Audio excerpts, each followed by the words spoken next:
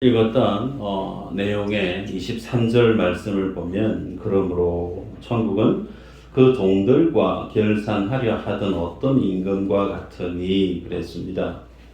지난 시간 마찬가지 오늘 본문의 비유 말씀도 만만하거나 쉬운 본문이 아니, 그래서 이 1만 달란트 빚진 자에 대한 비유, 이 말씀을 우리가 잘 알기 위해서 이 본문에 소개하고 있는 내용들을 잘 정리하면서 따라가야 될 필요가 있죠. 자, 23절 읽었던 말씀에 천국은 그랬습니다. 그죠?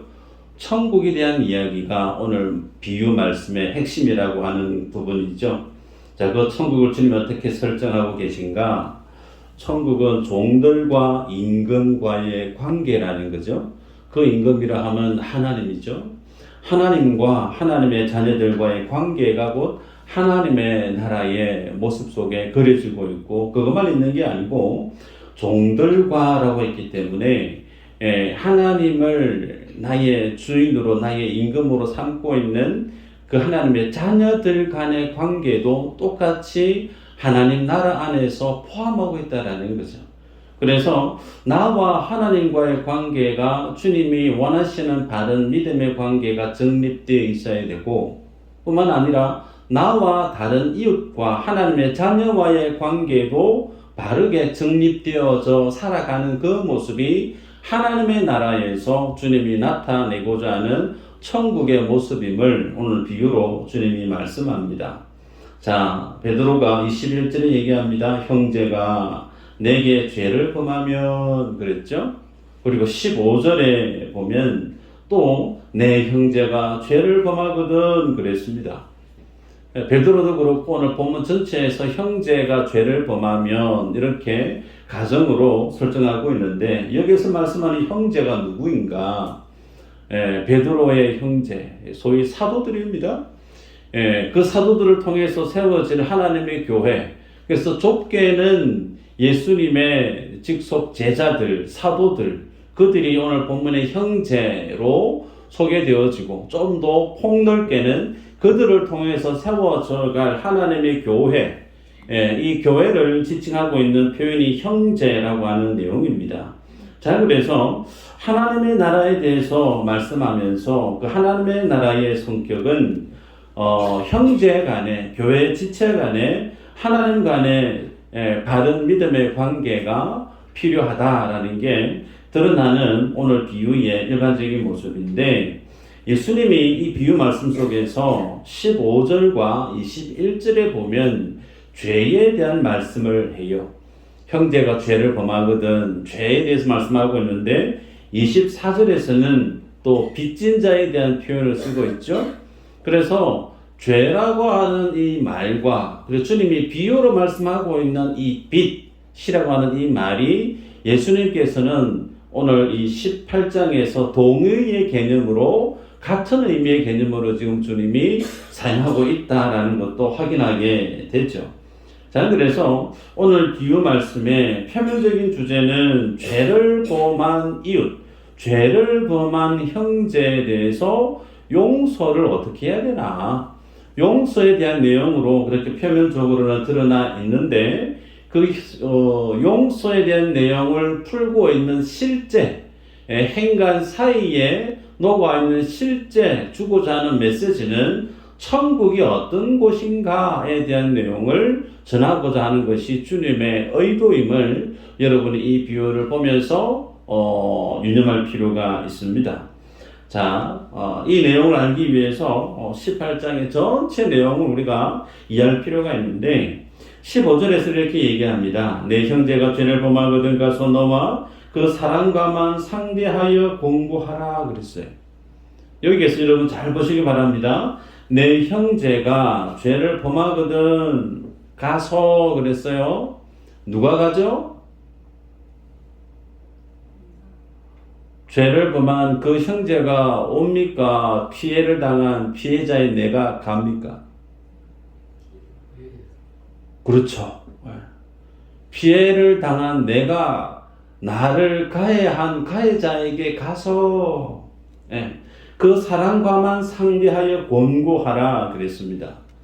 여러분, 우리가 세상을 살다 가다 보면, 교회 안에서도 그렇고, 직장에서도 그렇고, 세상에서 살다 보면, 사람 간에 오해가 생길 수가 있죠.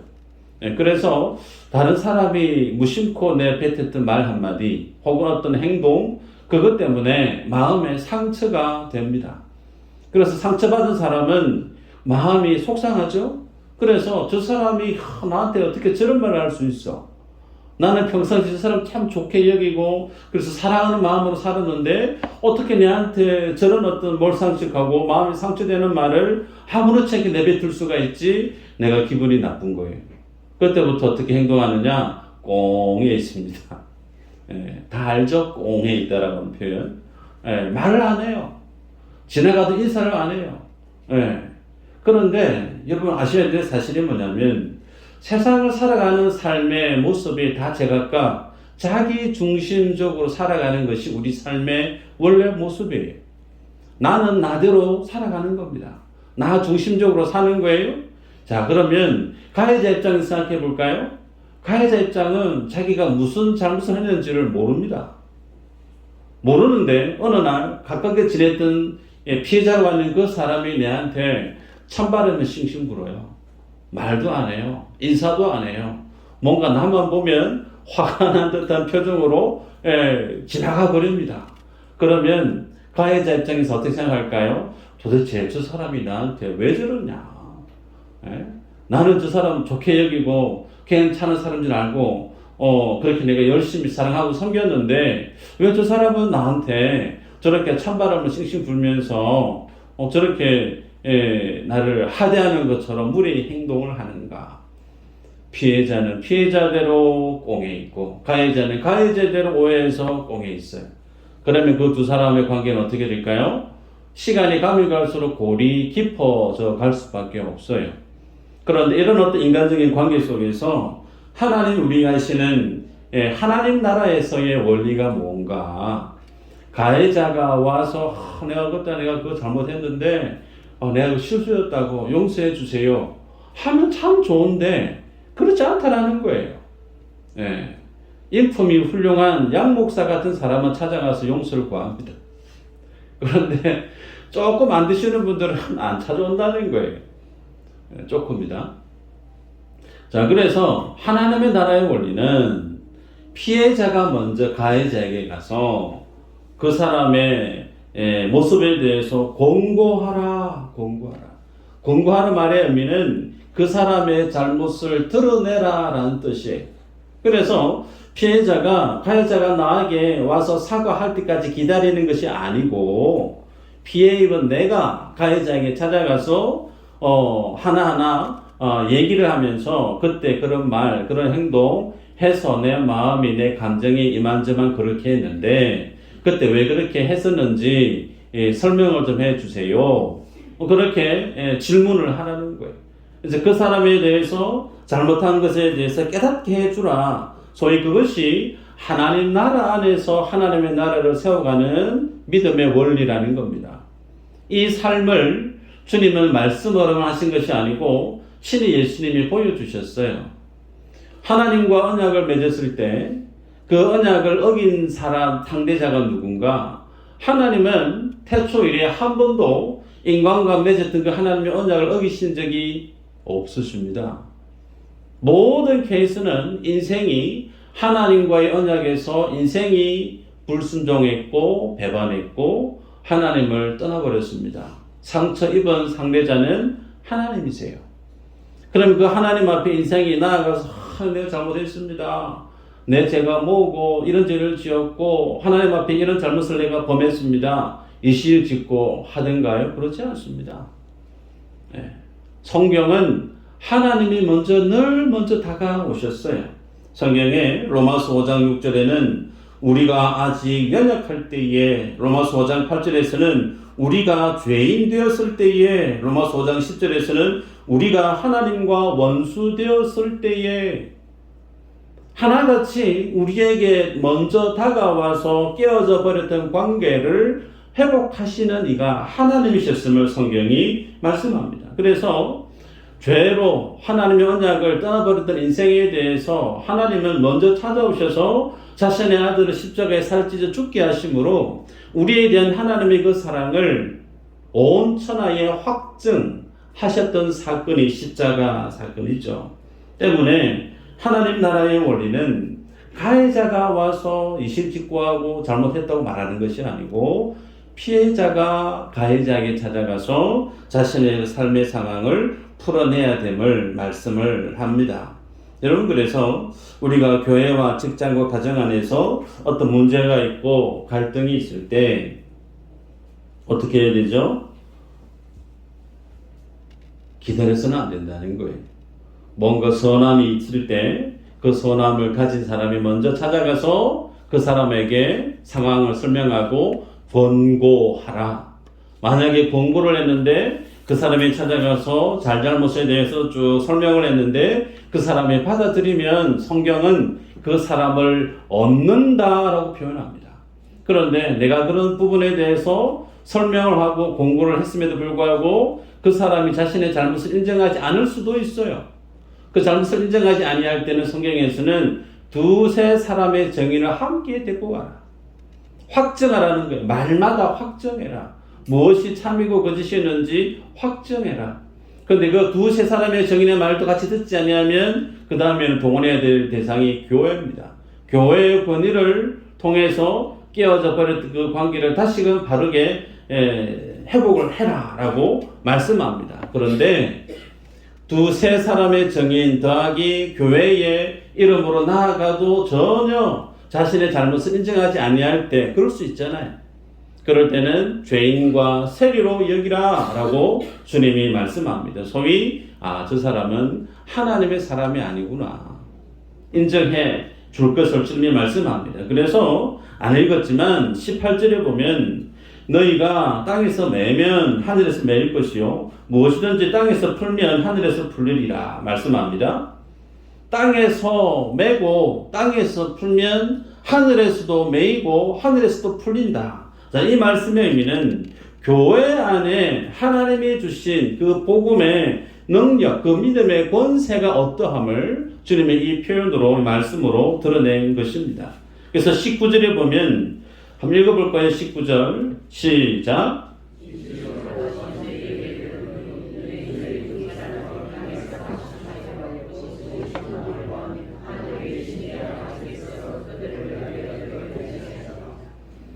아멘.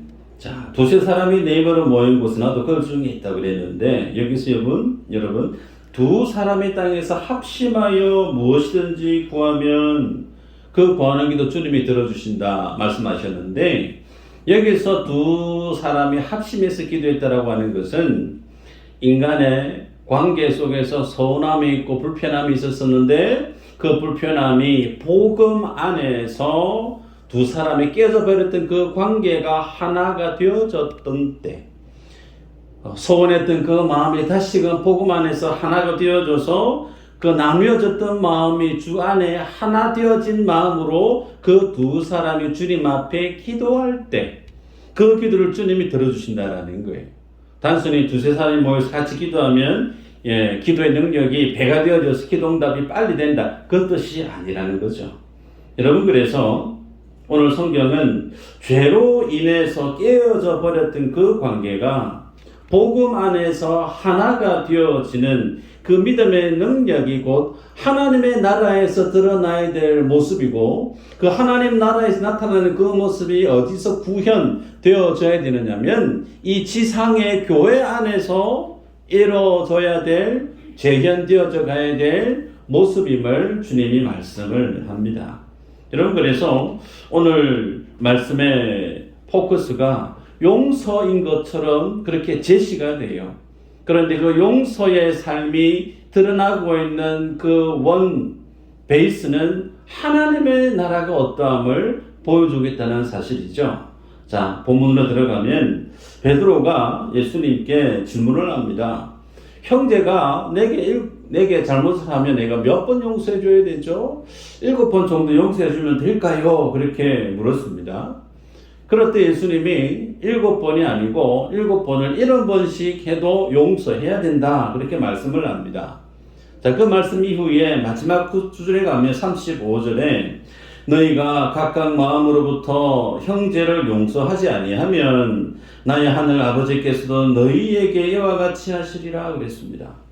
자, 문자적으로 보면 형제의 잘못이 몇 번이라도 하나님의 백성은 그 사람을 용서하는 삶을 살아야 된다 라는 것처럼 문자적으로 우리에게 다가옵니다. 그래서 7번을 70번 용서하라 이 말씀의 의미는 무한정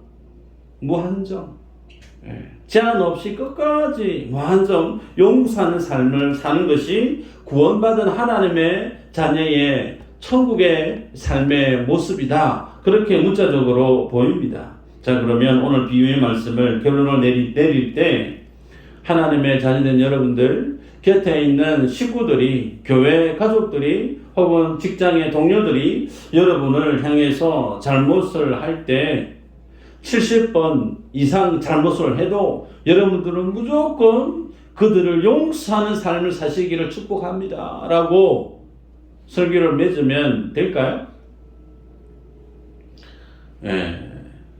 다시 질문을 바꿔볼까요? 여러분들은 그러면 사랑하는 자녀가, 사랑하는 형제가, 교회 안에 식구가 내게 실수를 하고 내게 잘못을 했어요. 몇 번까지 용서해 주실 수 있겠어요? 한 번은 그럴 수 있다. 그래, 한 번은 내가 봐줄게. 그럴 수 있을 거예요. 그래서 한국문화는 그래도 3세판 아이가 3번까지 내가 용서해 줘야지. 그것도 대단한 마음이에요.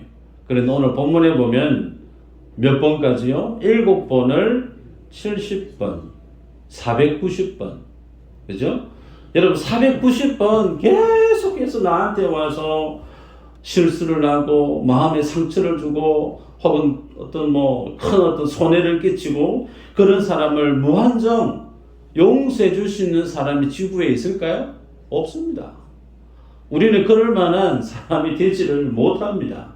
그래서 오늘 베드로가 예수님께 물었을 때 형제가 죄를 범했을 때 7번 용서하면 될까요? 마치 이 질문에 대해서 주님의 답이 7번을 70번이라도 용서하라 이 말씀의 의미는 용서하는 삶을 살아라 라고 하는데 있지 않다라는 걸 여러분이 아셔야 돼요. 1차적으로.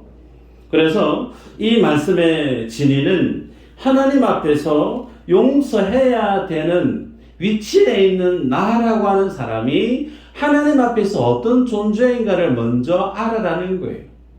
우리가 세상을 살아갈 때 여러 많은 사람과 부딪히며 살다 가다 보니까 어떤 저런 다양한 일이 일어날 수가 있는데 그 많은 케이스 중에 내가 피해자가 되어져서 가해자에 대해서 용서할 수 있는 위치에 서게 될 수 있습니다.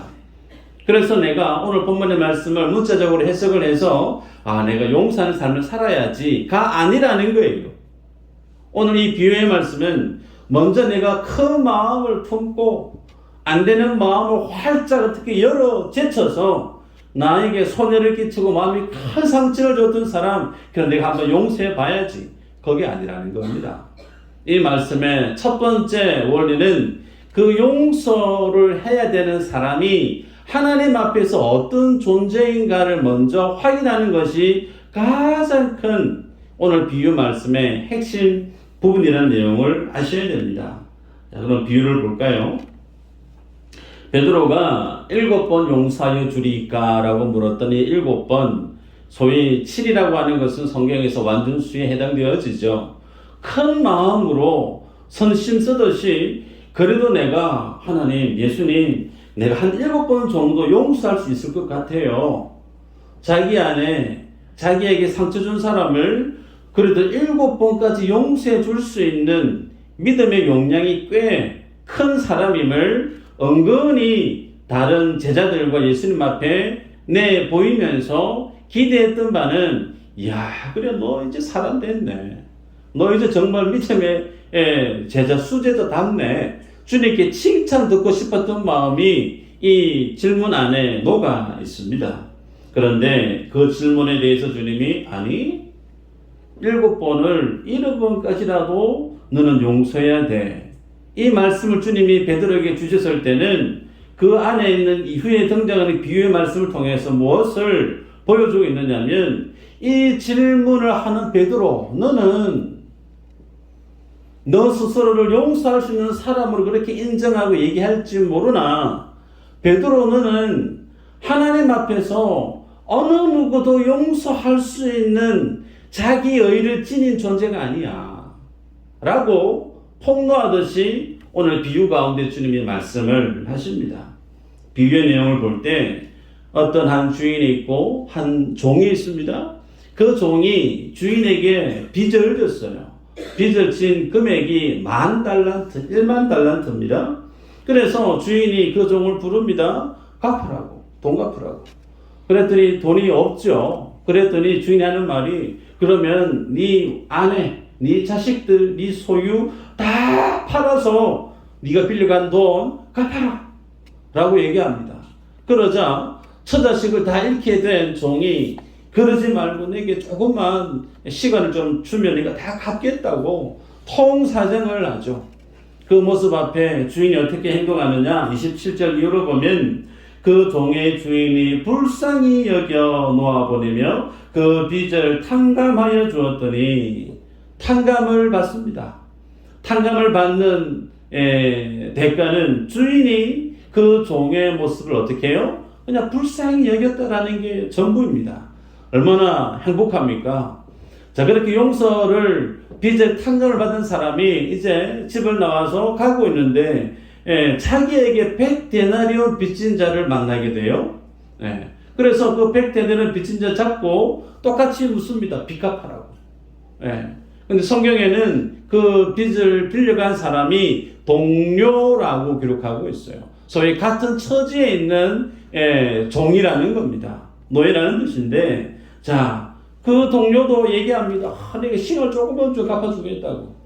그런데 이 10,000달란트 빚진 그 종은 시간을 허락하지 않습니다. 목을 딱 잡고 감옥에 쳐넣어 버립니다. 그런데 중요한 것이 그 과정을 다른 종들이 본 거예요. 그러면서 그 일어난 일을 그 원주인에게 가서 알려줍니다. 그 과정을 전해 들었던 주인이 본문에는 없지만 아마 화가 났을 거예요. 다시 그 종을 부릅니다. 불러서 하는 말이 32절에 보면, 악한 종아, 네가 빌기에 내가 네 빚을 전부 탕감하여 주었거늘 내가 너를 불쌍히 여김과 같이 너도 내 동료를 불쌍히 여기며 마땅하지 아니하냐. 마땅하지 아니하냐. 그러면서 그 종을 빚 갚으라고 옥에 가둬버리게 되어지죠. 그리고 나서 마지막 결론이 35절에 너희가 각각 마음으로부터 형제를 용서하지 아니하면 나의 하늘 아버지께서도 너희에게 이와 같이 하시리라 그랬습니다. 여러분, 이 비유의 말씀 우리가 이해하기 위해서 그러면 10,000달란트가 어느 정도의 가치인가 알 필요가 있습니다. 1일 당시 노동자가 받는 금액을 1데나리온이라고 합니다. 1데나리온. 그러면 1년 365일 중에 300일을 계산을 하십시다. 300일을 노동자가 꼬박 일을 하면 1년 동안 벌 수 있는 돈이 얼마죠? 질문이 너무 어렵죠? 하루에 1데나리온인데 300일을 일했어요. 몇 데나리온이에요? 훌륭합니다. 300데나리온입니다. 그죠? 그 300데나리온을 20년 동안 벌면 6,000데나리온이 됩니다. 6,000데나리온 20년 동안 하나도 안 쓰고, 그 6,000데나리온이 1달란트입니다. 1달란트. 그죠? 20년 동안 열심히 해서 모을 수 있는 돈이 1달란트인데, 이 종이 주인에게 얼마를 빚졌다고요? 10,000달란트입니다. 10달란트도 아니고 100달란트도 아니고 1000달란트도 아니고 10,000달란트예요. 그 말은 이 사람이 평생 인생을 갈아 넣어도 그 주인의 빚진 그 돈을 갚을 수 있느냐? 불가하다라는 겁니다. 뭐 수십조, 여러분 수십조가 도대체 어느 정도 금액인지 분간이 안 가지만 상상할 수 없는 금액을 빚진 자가 이 종이라는 거예요. 여러분, 그래서 그런 자가 자기에게 100데나리온은 이거는 비교할 수 없는 가치입니다. 예. 근데 그 100데나리온 빚진 자를 빚을 탕감해 주지 않고 감옥에 가둬버리는 거예요. 자, 이 비유의 내용의 핵심이 뭐냐면, 과연 너는 1만 달란트 빚을 탕감을 받은 사람이 맞냐라는 거예요. 베드로야, 너는 하나님으로부터 1만 달란트를 탕감을 받은 인생이야. 그 베드로가 누구죠? 예수 그리스도로부터 구원함을 얻은 모든 하나님의 자녀들. 우리들이 곧 하나님 앞에서 내가 실수하고 내가 배설하고 내가 펼쳐놓았던 그 모든 죄과에 대한 그것을 금액으로 환산을 할 때 비유로 주님이 1만 달란트라는 겁니다. 그 1만 달란트 절대로 용서받을 수 없는 그만한 크기의 양을 용서받은 자가 하나님의 자녀들인데, 그런 네가 지금 7번 네한테 잘못한 사람에 대해서 네가 용서해 줄 거요 하면서 그것을 7번 용서해 주는 자기 자신을 마치 대단한 사람이냐 얘기하는 것이 베드로, 상황적으로 그것이 맞니? 라고 묻는 겁니다. 여러분, 그래서 이 본문의 말씀을 제대로 이해하지 못하면, 누군가가 내게 잘못한 사람이 있으면 내가 용서를 해야 되겠구나, 용서를 실천하는 사람이 되어야 되지, 그렇게 마음을 먹고 본문을 이야기 되어지면 오늘 이 본문은 윤리 도덕적인 수준으로 다운되어지고 말아요. 그거 아닙니다. 오늘 이 1만 달란트 비유의 말씀은 하나님 앞에서 인생이 절대 용서받을 수 없는 인생인데, 그 1만 달란트가 뭐죠? 자신의 독생자를 십자가에 살찌져 죽게 하심으로 용서받을 수 없는 용서를 경험한 자, 소위 십자가의 스토리를 담고 있는 내용이 1만 달란트에 해당되어지는 이 비유의 말씀이라는 겁니다. 그러면 결론적으로 말씀을 드립니다. 이 비유 말씀 가운데 극명하게 대조되어지는 것이 있죠. 그리고 그 주님의 용서를 아는 자로서 그럼 어떻게 주님 앞에 살아야 될 것인가에 대한 주제가 도출됩니다. 이 종은 자기에게 100데나리온 빚진 자를 어떻게 대했느냐면 목을 잡았어요. 목을. 여러분, 멱살을 잡았다라고 하는 것은 이 당대에 상당히 모욕적인 행동입니다.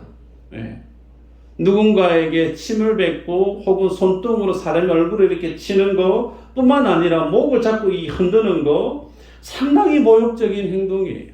그리고 다른 데도 아닌 목을 잡고 이렇게 옥에 쳐넣었다고 하는 것은 그 사람의 생명을 위해하는 행동에 해당되어집니다. 따라서 자기 돈을 갚지 않은 것에 대해서 다른 이에 대한 생명까지 위협했던 사람이 누구냐? 십자가 앞에 하나님의 용서를 경험한 사람들이 살아가고 있는 그들 본연의 모습임을 고발하고 있어요. 그래서 100데나리온 안 갚았다고 이 죽일 놈 살릴 놈 그러면서 멱살 잡고 막 흔들면서 제발 한 번만 좀 봐주십시오라고 하는 그 통사장하는 그 모습을 냉철하게 잘라내고 애누리 없이 너는 감옥에 가야 돼. 그렇게 자기가 하나님께로부터 용서를 받은 자임을 모르고 살아가는 자들이 누군가? 1차적으로 베드로 너고, 그 사람들이 누구냐? 교회 안에 있는 하나님의 자녀들임을 주님이 이렇게 비유로 우리에게 말씀을 합니다. 때문에 여러분, 우리들은 이 본문을 보면서 그러면 이루 말할 수 없는 1만 달란트를 탕감해 주었던 그 주인의 의도를 우리가 알 필요가 있죠. 주인이 그 종, 용서를 해 주었던 그 종, 왜 10,000달란트를 내가 받은 걸로 치게 퉁 쳐버리게 되어지는가? 그 종을 계속해서 보고 싶다는 거예요. 네가 내게 돈 안 갚았다고 해서 이제 우리 관계 싹둑 잘라서 너는 이제 감옥에 가서 어떻게 된다 별 관심 없. 그게 아니라는 거예요. 계속해서 너와의 나의 관계가 비록 주인과 종의 관계이지만 나는 너를 보고 싶다라는 겁니다. 여전히 그 돈이라고 하는 그 문제 때문에 우리의 관계가 깨어지는 것을 원하지 않는 그 마음이 있다라는 거예요. 그러면서 그 종에게 갖는 주인의 기대가 있다라는 거죠. 그 기대가 뭘까? 말씀 한번 읽어볼까요? 에베소서 1장 4절에서 6절 한번 읽어보십시다. 시작.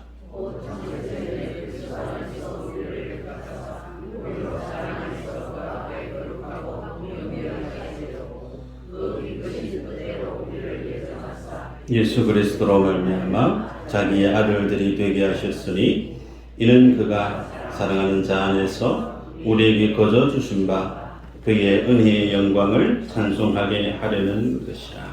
아멘. 주인의 의도, 주인의 기대가 뭐냐?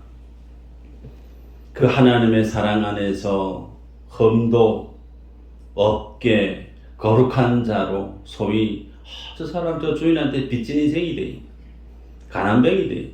갚을 돈 없어서 마치 그치처럼 사는 불쌍한 사람들이 세상 사람들로부터 손가락질을 받는 걸 원치 않았다는 거예요. 그 주인의 고귀함처럼 그 주인의 거룩함처럼 닮아가는 모습으로 너는 내 앞에 있었으면 좋겠다라는 마음이 주인 안에 있는 기대치입니다. 더 나아가 맨 마지막에 읽었던 내용, 그 은혜의 영광을 찬송하게 하려는 것이라. 그 은혜의 영광, 죄 용서, 그리고 그에게 주시는 하나님 주시는 구원, 그 은혜를 소위 만 달란트라고 하는 비유를 통해서 주님은 이 종에게 그 하나님이 어떤 분인가를 찬양하고 드러내는 삶을 살기를 기대하고 있었음을 성경이 우리에게 보여줍니다.